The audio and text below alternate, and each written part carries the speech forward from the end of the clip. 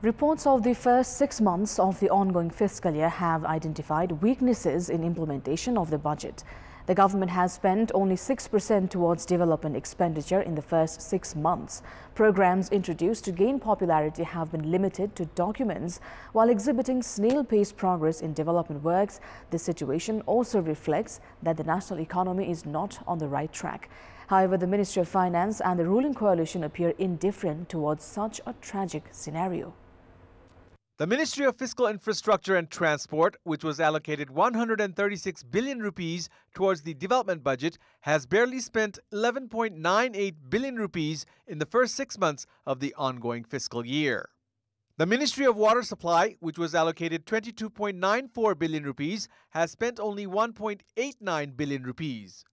These two ministries have only met 8% of the target in development projects. Likewise, the Ministry of Energy and Water Resources, which had received 37.93 billion rupees, has managed to spend only 3.44 billion rupees in capital expenditure, which figures around 9%. The Ministry of Agriculture had received 3.66 billion rupees in development budget, of which it has spent only 6%, amounting to 228 million rupees.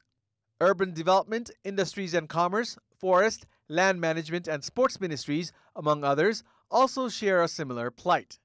Despite no excuses of the coronavirus pandemic this year, the total development expenditure of the current fiscal year so far stands at a meager 6%. With only around 6% of the development budget spent in the first half of the fiscal year, it is clear that the government has failed in ensuring sound capital expenditure. In addition to that, programs supposed to conclude in the ongoing fiscal year have remained stranded. Minister for Finance Janardhan Sharma had assured of taking the monthly expenditure to 10%. However, initiatives included in the budget such as soft loans for small and cottage industries, women-led entrepreneurial ventures and industries, and for individuals returning from foreign employment have remained limited to documents. Likewise, plans to provide loans without collateral in the manufacturing sector have made no progress.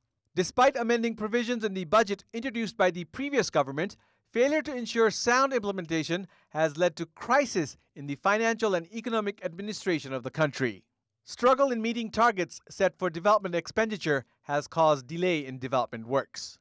As the financial sector continues to bear the brunt of liquidity crisis, the Finance Minister and the Prime Minister remain uninterested towards addressing this issue of grave magnitude. It seems impossible for the government to spend the remaining 94% towards development budget in the remaining 6 months of the fiscal year. The trend of dilly-dallying throughout the fiscal year and releasing billions of rupees only towards the end of it is against good governance and the best interests of the public and the nation.